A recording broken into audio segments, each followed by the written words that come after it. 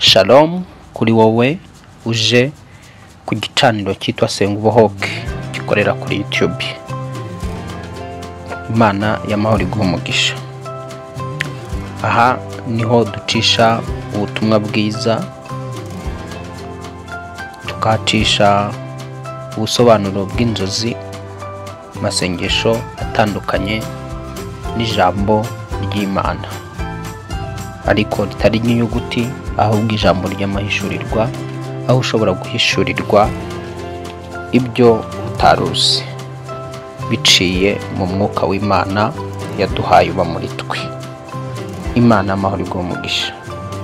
Ubaye utaraduha subscribe uyikande, ntibigusaba amafaranga, ntibigusaba amayinite, ndetse ntibinawe gutwara n'umwanya. Isogonda rimwe uba wamaze gukanda kuri subscribe yagiyeho. Ku bakoresha ururimi rw'igifaransa haba handitse s'abonner, gukanda s'abonner rero nayo bigutwara umwanya nyine, isogonda uba wabishoje. Imana iguhe umugisha kubwo ubikoze. Yesu akugirire neza. Ntabwo tuje mu nzozi uyu munsi, tuje kukwigisha ijambo ry'Imana. Ijambo Imana ishaka ko tuvugana, ngiye kuvuga ibintu 12 amaraso ya Yesu Kristo yakoze ku buzima bw'uwuyemera akayizera. Ibintu 12 byamaze gukorwa n'amaraso ya Yesu Kristo ku muntu uyemera akayizera. Hari igihe turi bivuge bikeya kugira ngo ibindi tukazabigarukaho, kugira ngo bidatwara umwanya munini. Imana amahoro ikugirire neza. Reka dusenge. Mana y'icyubahiro, Mana iganje mu ijuru no mu isi, uyu mwanya tuje imbere y'amaso yawe, tugiye kuvuga ibintu 12 amaraso ya Yesu Kristo yakoze ku buzima bw'uyizera. Uwiteka, ibi ntago twabivuga ngo tubivugishe ubwenge bwacu busanzwe ngo bikunde, n'umwuka wera uzi ibiri mu gaciro k'amaraso ya Yesu Kristo, nicyo ayo maraso ya Yesu Kristo yakoze ku buzima bwacu. Ndasenze rero kugira ngo umwuka wera uzi umwigisha, wigisha umuntu wese uje hano kuri Senga Ubohoke amenye agaciro k'amaraso yawe, amenye icyo amaraso yawe yakoze ku buzima bwe, cyane cyane muri ibi by'ingenzi 12 umwuka wawe yatubashishije. Mu biri byinshi yakoze tugomba kuvugaho, umwuka wera bivuge, bihishure, mpinduka kanwa k'Imana ihoraho. Amatwi yanjye afunguke, amatwi yuje ku gicaniro cya Senga Ubohoke, Mwami nawe afungukire kumva no kwakira ndetse no kwizera icyo amaraso yawe yakoze ku buzima bwe. Ni mu izina ryawe mugapfa kazuka twizeye kandi dusenze ko ibyo bikozwe. Amina, amina.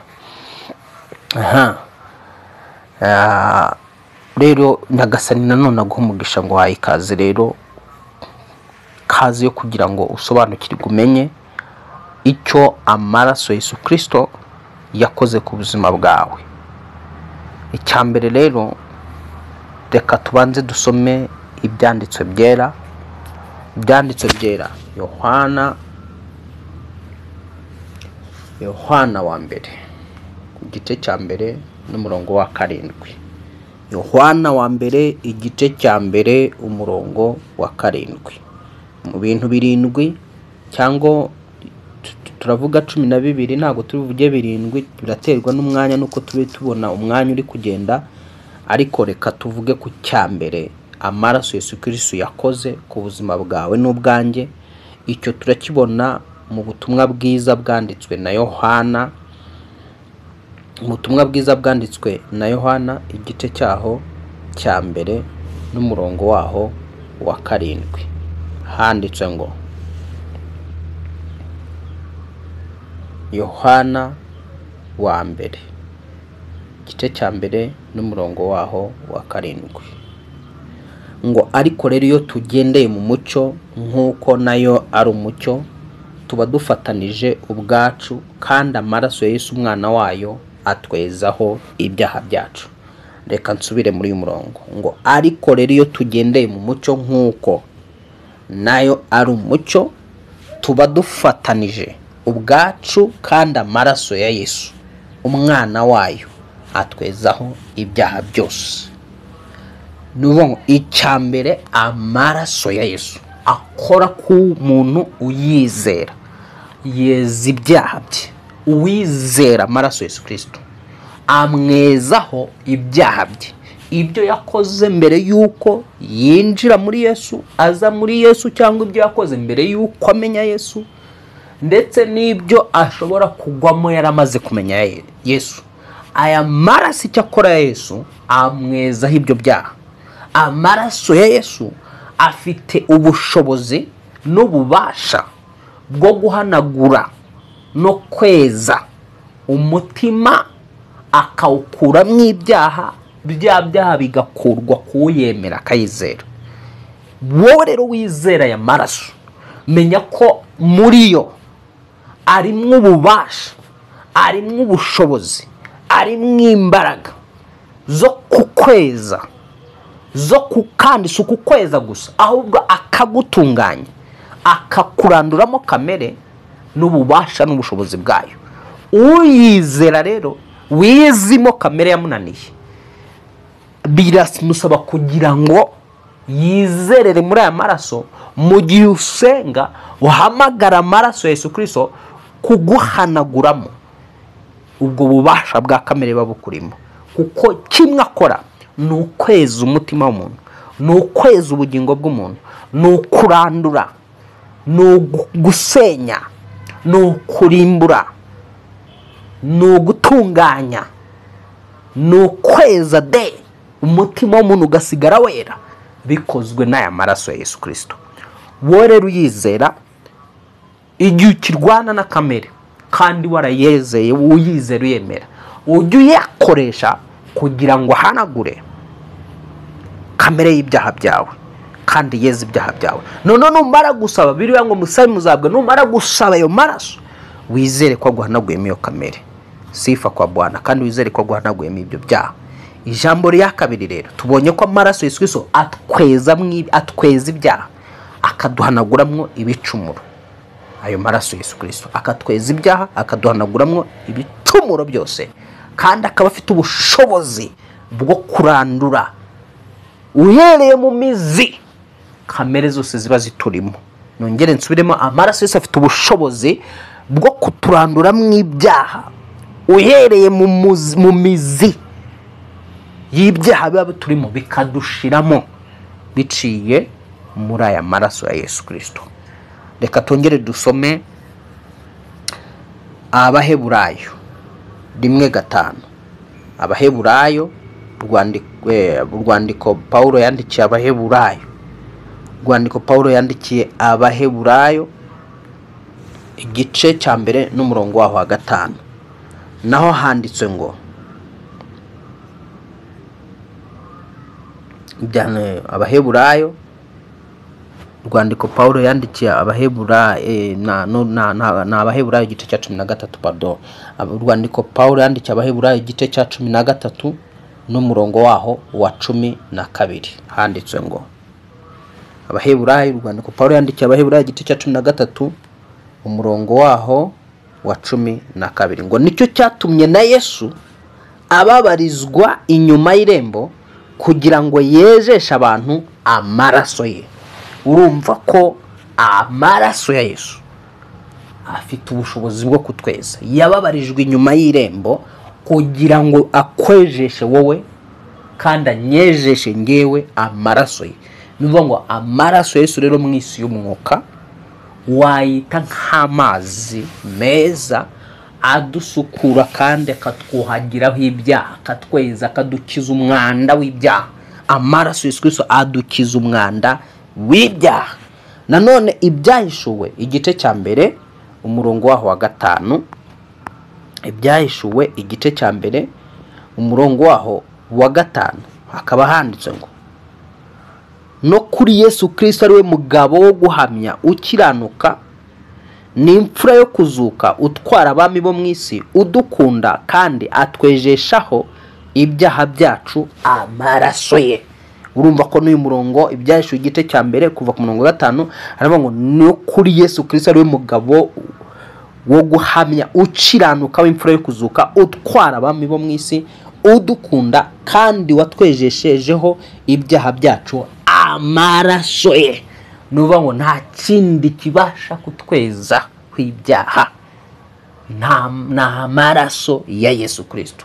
Nuvuga rero icyambere amaraso Yesu Kristo kuyizera kuyemera amwezaho ibyaha akamwezaho gukiranirwa kose wa muntu agasigara yera imbere y'Imana ntihabe hari urubanza yacibwa ngo bikunde. Icya kabiri rero amaraso ya Yesu atwunga n'Imana. Ubundi bitewe n'ibyaha n'ibicumuro umuntu yari yaratandukanyijwe n'Imana, nta kindi kintu gishobora kumuhuza n'Imana namba. Hagati y'umuntu n'Imana hari umworera, Imana itakibona umuntu kubera icyaha cyari cyakozwe mu ngobyi ya Edeni, ariko ishakisha uburyo bwo kugira ngo yongere kwiyunga cyangwa kwihuza n'umuntu. Nuvuga ngo rero muri aka kanya nta kindi cyaguhuza n'Imana wowe keretse amaraso ya Yesu. Amaraso ya Yesu yo Imana yiyunze natwe biciye mu kuyizera. Uyizera nuba utaremera amaraso Yesu Kristo, utarayizera ngo yemere ko aya maraso ya Yesu Kristo yavuye kubwe kugeza magingo yaho yababarizwa hose n'idini yababarizwamo iryo ryo ryose, atarizera ya maraso, uwo muntu n'ubundi aracyari kure y'Imana. Uwo muntu n'ubundi nta hantu ahurira n'Imana nyakuri. Utarizera ya maraso Yesu Kristo nta hantu arahurira n'Imana nyakuri. Imana senga si Imana y'ukuri. Imana y'ukuri yiyunze n'umuntu biciye mu maraso Yesu Kristo. Uyizera rero uwo niwe wamaze kwihuza nayo, abumwe nayo. Hagati y'umuntu n'uwo muntu yizera nta rubanza rugihari, nibisaba umuvugizi hagati y'umuntu n'Imana cyangwa uwundi muhuza. Nuvuga ngo uwemera amaraso ya Yesu Kristo hagati yiwe n'Imana ntibisaba uwundi muhuza, kuko amaraso ya Yesu Kristo yabaye umuhuza n'Imana rurema. Nuvuga ngo wowe rero ikiguhuza n'Imana kano kanya, icyatumye wongera kwiyunga n'Imana n'igishobora kukunga n'Imana na amaraso Yesu. Ni igihe wahagizaga wamenya agaciro k'amaraso Yesu Kristo ko ari yaguhuza n'Imana. Reka dusome Abakolosayi 1:20.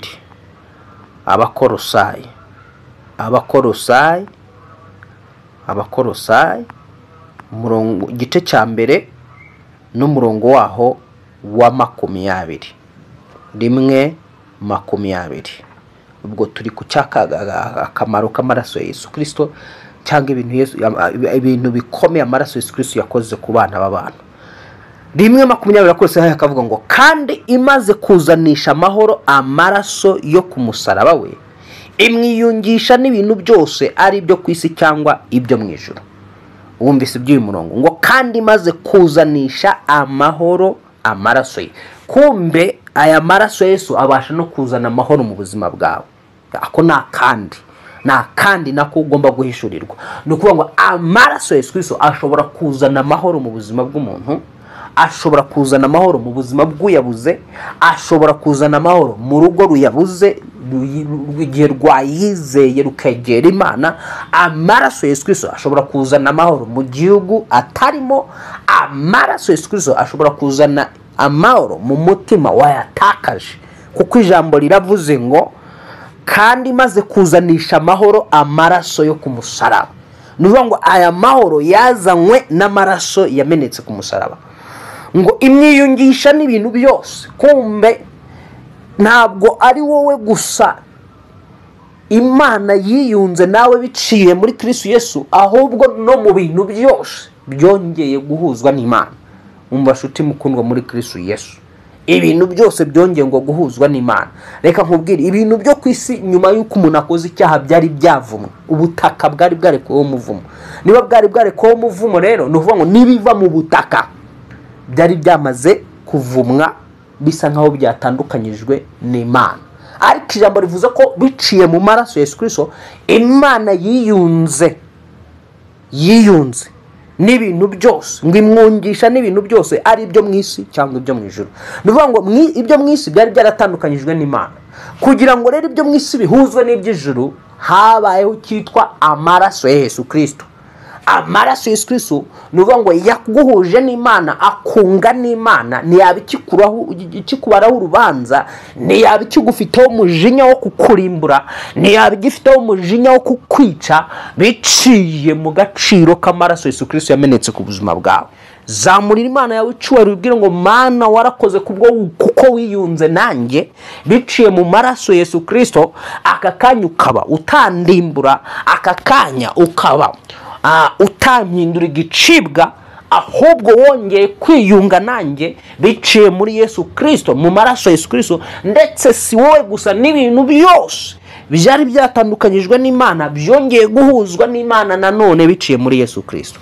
Imana amahoro iguha umugisha cyane, Imana amahoro ikugire neza. Ubwo twari turi ku cya kabiri. Icya gatatu, amaraso Yesu Kristo yakoze ku buzima bwawe cyangwa se ku buzima bw'uyizera.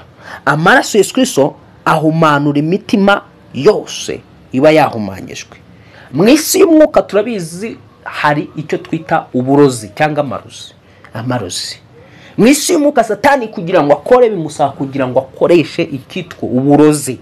N'iki gihe isi irimo iratera imbere, igakora ibisasu byitwa bya kirimbuzi, ariko bakavuga ko n'ibisasu by'uburozi bifite uburozi bukaze, bibasha kurimbura isi yose, cyajugunywa mu gihugu runaka. Bwa burozi buri muri icyo gisasu cya kirimbuzi bukica imbaga nyamwinshi y'abantu.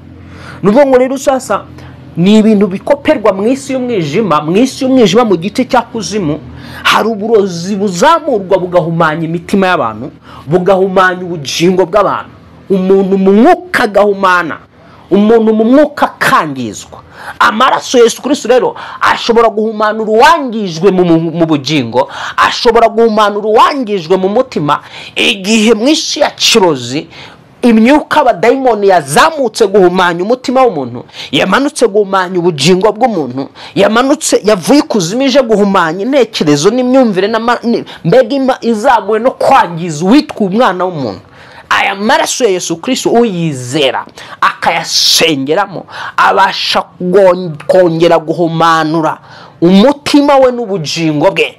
Ndagusengera ubaye uri kunyumva, ubugingo bwawe bwari bumaze guhumanywa n'imbaraga z'uburozi bwa Satani, ubugingo bwawe bwari bumaze guhumanywa n'inyigisho z'ibinyoma, ubugingo bwawe bwari bumaze guhumanywa n'ubuhanuzi wagotomeye bw'ibinyoma. Ndagusengera kano kanya mu izina rya Yesu Kristo, amaraso Yesu Kristo yongere kuminjagirwa mu bugingo bwawe no mu mutima wawe, uhumanuke mu mbaraga z'umwuka wera, uhumanuke mu izina rya Yesu Kristo. Kandi niba umutima wawe wari umaze kuba icumbi ry'ibyaha n'ibicumuro, ndagusengera kugira ngo amaraso Yesu Kristo niba uyizera aguhanaguremo ibyo byaha, akweza kuboneze mu mutima wawe, mu izina rya Yesu akuboneze mu bugingo bwawe, mu mbaraga z'umwuka wera. Kandi gatatu, niba wari umaze gutandukanywa n'Imana bitewe n'ibyaha n'ibicumuro byawe, biciye mu maraso wizera Yesu Kristo, wongere uhuzwe n'Imana, ubumwe n'Imana mu izina rya Yesu Kristo wapfuye akazuka. Umwami w'amahoro aguhe umugisha. Reka dusome rero Abaheburayo igice cya 9 n'umurongo wa 14. Abaheburayo igice cy'9 umurongo wa kangahe? Wa 14. Abaheburayo igice cya 9 umurongo waho wa 14. Yesu akugirire neza cyane. Umurongo wa 14 akavuga ngo, nkanswa amaraso ya Yesu Kristo yatambiye Imana atagira inenge, kubw'umwuka w'iteka ntazarushaho guhumanura imitima yanyu ikayezaho imirimo ipfuye, kugira ngo mubone uko mukorera Imana ihoraho. Urumva ko amaraso ya Yesu Kristo nta nenge agira. Kuba rero nta nenge agira, niyo abasha gusukwa mu buzima bwacu. Yamara gusukwa mu buzima bwawe bw'imbere, cyane cyane mu mutima wawe, ngo abasha kukwezaho imirimo ipfuye kugira ngo ukorere Imana ihoraho. Imirimo ipfuye buriya nta kintu umuntu yakora kidaturutse mu mutima we. Yesu yavuze ko abwira abafarisayo avuga ngo kuko mu mutima w'umuntu ariho haturuka uburyarya, hagaturuka ubupfu, hagaturuka kubeshya n'ibindi. Icyo gihe rero yari arimo arigisha avuga yuko ngo igiti cyiza ntigishobora kwera imbuto mbi, n'igiti kibi nticyakwera imbuto nziza. Agenda agaragaza ko mu mutima w'umuntu ariho haturukamo uburyarya no kubeshya n'ibindi. Nuvuga ngo rero sasa ubwo buryarya, kubeshya, ishyari, gomwa n'ibindi biriya byose nyine imirimo ya kamere, naho nkubwira ngo Satani niwe uza ukayitera mu mutima w'umuntu. Wa mutima w'umuntu noneho sasa ugasanga upakiyemo ibyo byaha, ariko ari uburozi. Ibyo byaha biba ari uburozi mw'isi ya kirozi, ariyo si ya Satani y'umwijima, aba yaje agateramo iyo umutima. Uwo mutima noneho ugahumana. Wa munabi wiyumvamo, wa wundi ukumva ufite umunabi, ukumva wanze umuntu, ukumva ntushaka kuvugana n'abantu, urwango ukumva ni rwinshi, ishyari n'ibindi byose ukumva birarwanira mu mutima wawe, yamaganya no kwiheba n'ibindi byose. Igihe biri mu bugingo bwawe, ujye umenya ngo mu isi ya kirozi hari imbaraga zaje zihumanya umutima, zangiza umutima, zisukamo ibyo byose. Zisutsemo ibyo byose noneho umutima urahumana. Noneho mu guhumana rero, gukorera Imana kwawe biba bigoye uramutse uyikoreye uri muri ibyo bintu. Umutima urimo umunabi, urimo umushiha, urimo umujinya, urimo amahane, urimo urwangano, urimo ishyari, urimo uburyarya, urimo irari, gusambana n'ibindi byose. Ibyo Satani aba yateye mu mutima w'umuntu agira ngo amuhumanye. Noneho hagati yiwe nawe hagati yiwe n'Imana habe distance. Bibiliya itweretse ko aya maraso ya Yesu Kristo abasha guhumanura umutima wahumanyijwe. Ndagusengera kano kanya muri iki kintu tuvuze cya gatatu, amaraso Yesu amenjagirwe mu bugingo bwawe, ahumanure umutima wawe mu izina rya Yesu, akuvanemo uburozi bwose inzoka yagushizemo n'ubumara bwose bukurimo. Kuko hari ukuntu inzoka y'incira ibasha gucira. Iyo yaciriye amacandwe yayo ikakuvundiriza amacandwe yayo, utangira kwangirika vuba na vuba, hatagize ukugombora wahita upfa. So rero Satani mu mikorere yibuka yuko biri mwita inzoka, yavundirije ubwo bumara bwiwe, agahumanya umutima w'umuntu n'ubugingo bw'umuntu. Wa muntu akimenya ko yahumanyijwe, akirukankira amaraso Yesu Kristo, akatabaza agasenga. Ya maraso Yesu Kristo aramanuka agahumanura umutima we n'ubugingo bwe, akaba yakorera Imana nta kibazo afite. Imana y'amahoro ikugirire neza. Ayo maraso akugaragareho mu izina rya Yesu Kristo, wabambwe agapfa gasuka, ahumanure guhumanywa kose kwabayeho. Birashoboka ukaba warahumanyijwe mu isi ya kirozi, ugahumanywa biciye mu isi y'umwuka, ntumenye ko wahumanyijwe uryamye usinziriye. Abarozi bagashika ukajyanwa ku bicaniro by'ikuzimu cyangwa se by'abarozi, bakakukoreraho imihango n'imigenzo. Noneho mu isi y'umwuka wowe ukabona hari ibintu wiyumvamo mu bugingo bwawe no mu mutima wawe, uzi ko ari kamere yawe, kumba ari ibyo abadayimoni bakuvundirijemo bahumanya ubugingo bwawe. Ndagusengera kano kanya kugira ngo amaraso Yesu Kristo, ijambo ry'Imana ritubwiye yuko ahumanura umutima, nahumanura amaraso yawe mu izina rya Yesu, nahumanura umutima wawe, nahumanura ubugingo bwawe mu mbaraga z'umwuka wera. Ndatura ngo amaraso Yesu Kristo aguhumanure mu izina rya Yesu. Ndakwatura aya maraso Yesu Kristo niba uyizera, aguhumanure kano kanya mu izina rya Yesu, ahumanura ubugingo bwawe buhumanyijwe igihe kirekire mu izina rya Yesu. Birashoboka ukaba unkurikirana ujya wisanga watwawe mu isi y'imyuka mibi, ukibona mu isi y'imyuka mibi. Ni ryari ushobora kumenya ko urimo urahumanywa mu isi y'imyuka mibi? Ushobora gushikwa noneho mu gusinziriye, ukibona uri ahantu habi cyane, ukibona hari abantu bakuzengurutse, ukibona uri kurya, ukibona uri kunywa, ukibona uri ahantu habi hadafite ishusho. Ni wewe imbere baba bajyanye kugira ngo baguhumanye. Katika jina Yesu ndagusengera kugira ngo uyu mugoroba uhumanuke mu izina rya Yesu. Unyumva ari mu gitondo, humanuke mu izina rya Yesu. Unyumva ari saa sita, humanurwe n'amaraso n'amaraso Yesu Kristo mu izina rya Yesu Kristo. Unyumva ari nijoro uhumanuke mu izina rya Yesu Kristo. Bamwe gapfa kazuka, buri guhumana kose wakumanyijwemo n'imbaraga zikurwanya, buri guhumana humanyijwemo n'abadayimoni na satani n'abakozi be, ndakwatura amaraso Yesu Kristo kuguhumanura, ndakwatura amaraso Yesu Kristo guhumanura ubugingo bwawe, guhumanura ubwenge bwawe, guhumanura imyumvire yawe, guhumanura imitekerereze yawe n'amarangamutima yawe. Acira guhumanurwa n'ayo maraso Yesu Kristo, acira gukizwa n'ayo maraso Yesu Kristo. Habwa umugisha n'Imana. Reka tuvuge ku kintu cya kane. Tugiye kuvuga ku kintu cya kane amaraso Yesu akora. Amaraso Yesu Kristo akomeza isezerano. Nongere mbisubiremo, amaraso Yesu Kristo akomeza isezerano riri hagati yawe n'Imana ihoraho, cyane cyane ryo kubabarirwa ibyaha byawe no guhabwa ubugingo.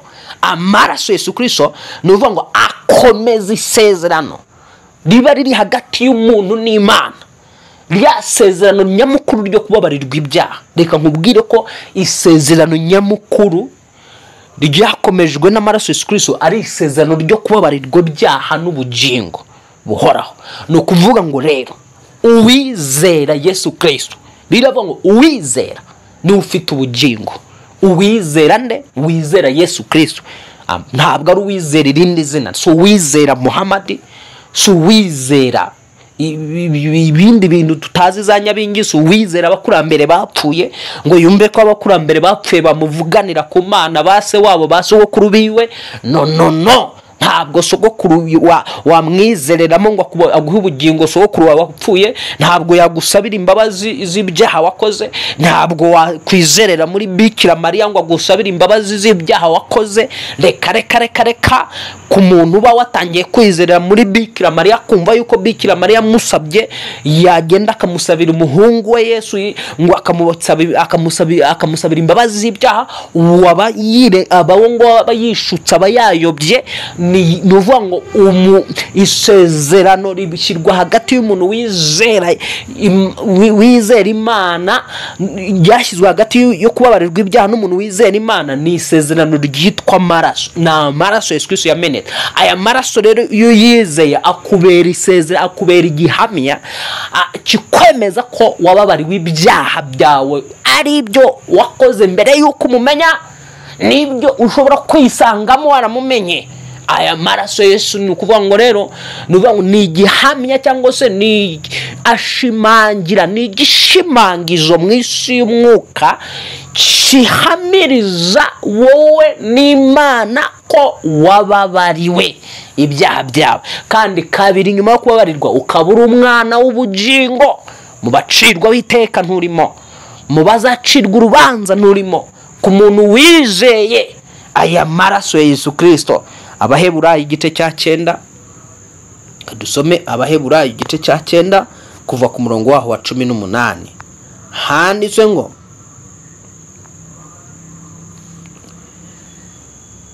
ngo nicyo gituma n'isezerano rya mbere ritakomejwe hatariho amaraso.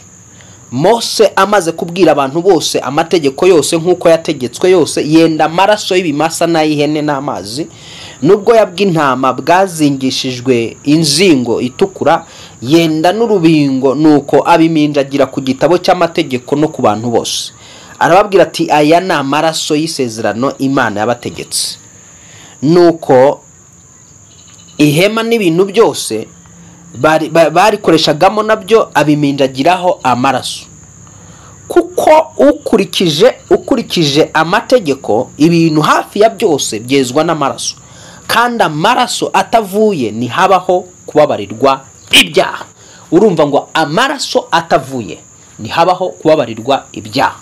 Isezerano rya mbere kugira ngo rikomezwe ry'amategeko Imana yari yarahaye Mose uko ari amategeko 10, kugira ngo rikomezwe ryakomejwe n'amaraso. Mwumvishe ko yafashe ikimasa akakibaga akaminjagira ya maraso kwa cya gitabo cy'amategeko Imana yari imaze kumuha, kuko abantu bagombaga gukizwa bakabarirwa ibyaha byabo kubwo kumvira amategeko no gukurikiza imihango itegetswe n'amategeko.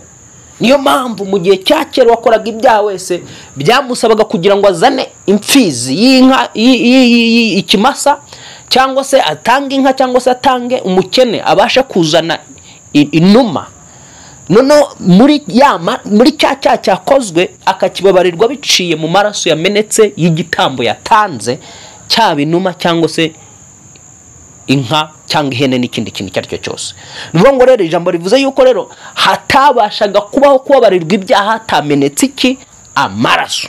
Isezerano rya mbere ry'icyo ngicyo ryo gukizwa biciye mu kumvira amategeko no kugendera ku migenzo itegetswe n'amategeko byari byarakomejwe n'amaraso y'imfizi z'ihene n'intama ndetse n'inka n'intungura.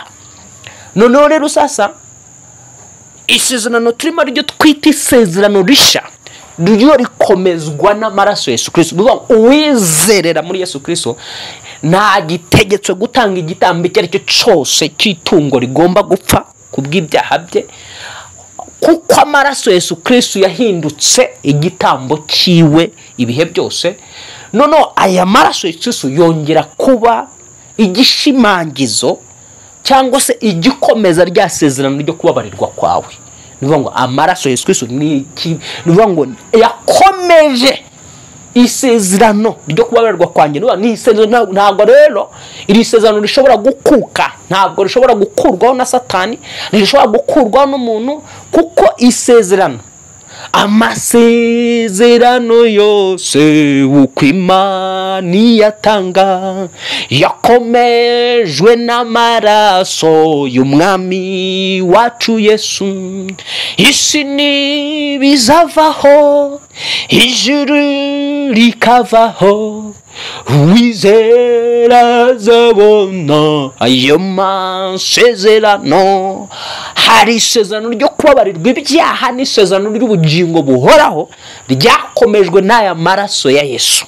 Isi naho yavaho, ijuru rikavaho, kuwizera aya maraso ya Yesu, ku bubi na bwiza azajya mu ijuru, ku bubi na bwiza afite ubugingo buhoraho, ku bubi na bwiza ntazarimbuka, kuko amaraso yizeye ariyo ya Yesu Kristo yahindutse gihamya, yabaye ikimenyetso cy'isezerano, yakomeje iri sezerano. Isezerano ryo kubabarirwa ibyaha, ntabwo Imana yakombaga kukubwira ngo ndakubabariye ibyaha, nta kintu kigomba gukomeza ikivuze. Icyo rero yavuze cyakomejwe. Isezerano ryo kubabarirwa ibyaha byanjye n'ibyawe byakomejwe n'amaraso ya Yesu Kristo. Sifa kwa Bwana. Yani agano la kusamehewa dhambi zangu lilithibitishwa kupitia damu ya Yesu Kristo. Pokea sifa Yesu. Yesu habwa amashimwe, habwa icyubahiro ku isezerano ryawe mwami Yesu Kristo ryo kubabarirwa kw'ibyaha byanjye. Isezerano riri hagati yanjye n'Imana ry'ubugingo buhoraho. Ndagushimira Uwiteka ko ryakomejwe n'amaraso yawe. Wishidikanya ku bugingo bwawe rero wowe wizera ya maraso Yesu Kristo, wikumva yuko uzarimbuka, wihora n'ubwoba bwo kurimbuka. Oya, hari isezerano ridakuka ryakomejwe n'amaraso Yesu Kristo ry'uko wababariwe ibyaha kandi ry'uko uri umwana w'ubugingo. Imana y'amahoro ikugirire neza. Icyo cyari icya kane twari turimo turavuga, icya kane, ariko iki cya kane kiranejeje. Icya kane nanjye ubwanjye ndafashijwe. Niba rero nawe ufashijwe uzamurira Imana icyubahiro. Ndabona rero ibintu byaba byinshi kandi sinshaka ko iminota yacu iba myinshi, reka mvuge noneho ikindi kandi tukivuga ko amaraso Yesu Kristo ari ikimenyetso cy'isezerano ryo kubabarirwa ibyaha byacu. Reka nongere nsubiremo ndetse ko ari n'ikimenyetso cyo gucungurwa ku mwana w'umuntu. Ku mwana w'umuntu reka dubisome muri Matayo 26:28. Matayo 26 n'umurongo waho wa 28. Mana amahoro iguha umugisha wowe. Mana warakoze kubyo wakoze. Matayo 28 umurongo wa 26. Matayo 26 n'umurongo waho wa 28. Handitswe ngo kuko aya ari amaraso yanjye y'isezerano rishya ava ku bwa benshi ngo babarirwe ibyaha. Wumvise by'iri jambo amaraso ya Yesu. ngo kuko aya ari amaraso yanjye y'isezerano rishya. Hari isezerano wakoranye n'Imana rishya. Nuvuga ngo uwizera wese, uwizera amaraso Yesu Kristo yinjira mu isezerano rishya. Iryo ni isezerano rishingiye ku kubabarirwa ibyaha bye, ni isezerano rishingiye kwakira ubugingo buhoraho. Nuvuga ngo rero amaraso Yesu Kristo akubera ikimenyetso cy'isezerano rishya ugiranye n'Imana, kukubabarirwa ibyaha byawe. Kabone niyo waba warisha abantu miliyari, iyo wizeye amaraso Yesu Kristo winjira mu isezerano ryo kubabarirwa abo bantu wishe. Kabone niyo waba warasambanye, ugasambana n'imbwa, ugasambana n'injangwe, ugasambana n'ibikoko, ugasambana n'iki, ukasambana n'abantu barenga miliyoni, iyo uje muri Yesu Kristo ukizera uyu Yesu Kristo n'amaraso ye, winjira mu isezerano ryo kubabarirwa ibyo bintu wakoze. Byaha byawe bigahanagurwa burundu. Kabone niyo wowe ibyaha byawe ngo nuho byaba bitukura, ibyaha byose uzi abantu bo mu isi bakora, wabaye umutinganya, uratingana ugira gute, ukora amahano ashoboka, urica, uraroga, ubumurozi, wica abantu, mara abantu ku musozi, ubagirira nabi. Nugarukira Yesu Kristo, aya maraso Yesu Kristo araguhanagura abo bantu wishe wicishije uburozi. Utarakira Yesu Kristo rero, ngwino vuba na bwangu ubabarirwa ibyo byaha byawe, winjire mu isezerano ugirane n'Imana isezerano rishya ryo kubabarirwa ibyaha byawe. Ntabwo bishoboka ko umuntu agendana n'Imana adafitanye nayo isezerano. Rero iri sezerano ni isezerano ryo gucungurwa no kubabarirwa ibyaha ryacishijwe mu maraso ya Yesu Kristo. Kugira ngo rero winjire muri iri sezerano, nuko bisaba kwizera Yesu Kristo yabambwe agapfa akazuka kubw'ibyaha byawe, ukamugimera, ukihana, ugasaba imbabazi ibyo wakoze, ukamwinjiza mu bugingo bwawe. Ako kanya byaha byawe wakoze mbere yuko umwinjiza mu buzima bwawe byose bihita bihanagurwa. Nibyo ushobora kugwamo muri cya gihe uri bukiri mu rugendo rwo gukura mu mwuka, aya maraso Yesu Kristo akugaruka akaguhanaguraho ibyo byaha byose. Imana amahoro iguhumugisha. Imana amagwano. Uyu munsi rero navuze ko tuvuga kuri 12, ariko reka tugarukire ku bintu 5 kugira ngo numwe ntago twabisozo. Uyu munsi reka tuvuge 5, ejo bundi tuzongera tuvuge ibindi, gutyo Imana amahoro ikugirene neza. Icya 5 rero, amaraso ya Yesu ni ikinyobwa. Amaraso ya Yesu ni ikinyobwa gihesha ubugingo, kimara inyota umuntu wese wamaze kwizera umwana. Amaraso Yesu Kristo, umubiri we,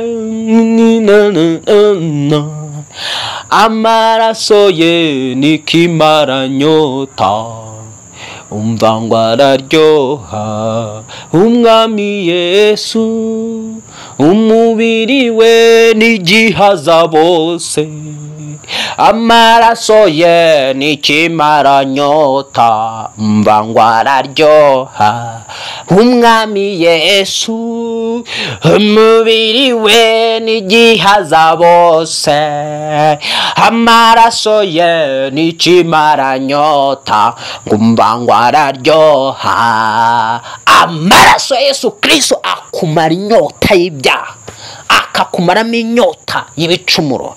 Amaraso Yesu Kristo iyo yanyoye akumaramo irari ry'ubwoko bwose. Iyo yanyoye akumaramo ubukana n'ubushake bw'itabi, akumaramo ubumara n'ubushake n'inyota bwo kunywa inzoga zikaranduka muri wowe, wajya unazumva ukumva ni nkaho zinuka kandi warazikundaga cyane.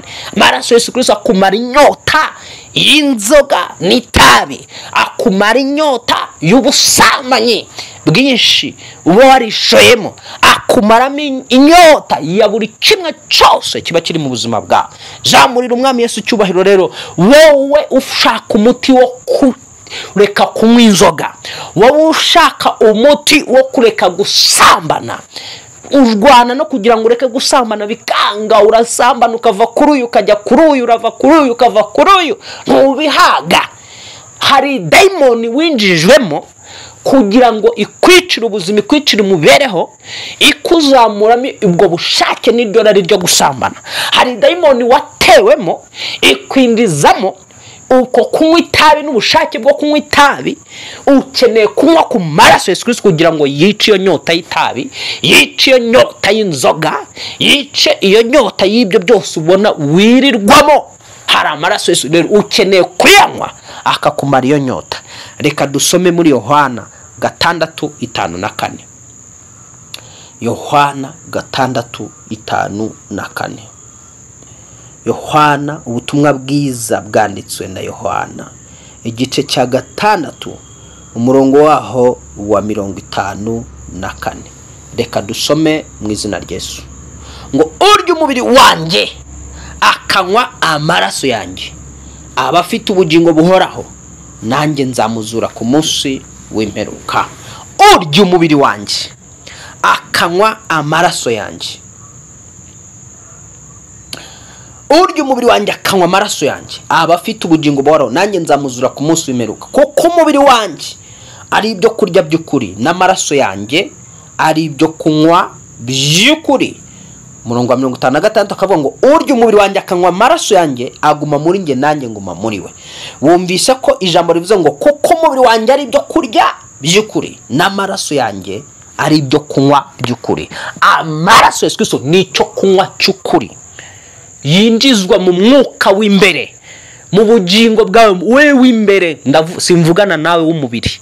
Umubiri wawe uzabora, umubiri wawe uzapfa, uwo mubiri ukorera mu ibyaha umenya ngo ni umubiri upfa, uzapfa ubore. None gitangaje n'umunsi uzawushokamo ukimara gupfa uwo munsi, ababyeyi bawe bazatangira guhuruza no gutabaza, cyangwa abavandimwe n'inshuti bazatinye gutabaza ati muduhurure mudutabare. Kandi nta kindi baba bahururiza no kugira ngo umubiri wawe bajye kuhamba, bajye kuwushyingura. Ariko igitangaje bagiye kuwushyingura, wowe ntago ubushyinguwe mosheri, hashingurwa uwo mubiri. Wewe imbere ubuzima bwawe burakomeza, kandi ugenda wenyine, ntawe uguherekeza. Iyo wacomotse mu mubiri baherekeza umubiri uwo ngo w'igikoboko bubora upfa, ariko wowe ugenda wenyine. None rero iyo tuvuga aya maraso ya Yesu Kristo, aya ngaya ntabwo anywebwa n'umubiri upfa, anywebwa nawe w'imbere. Roho yawe ubugingo bwawe nibwo busabwa kunywa aya maraso. Iyo bwanyweye amaraso rero bukamukamwe inyota yose y'itabi, bukamukamwe inyota yose yo gusambana, ukagira indangagaciro, umubiri wawe ugatuza, ukanyurwa n'umuntu umwe.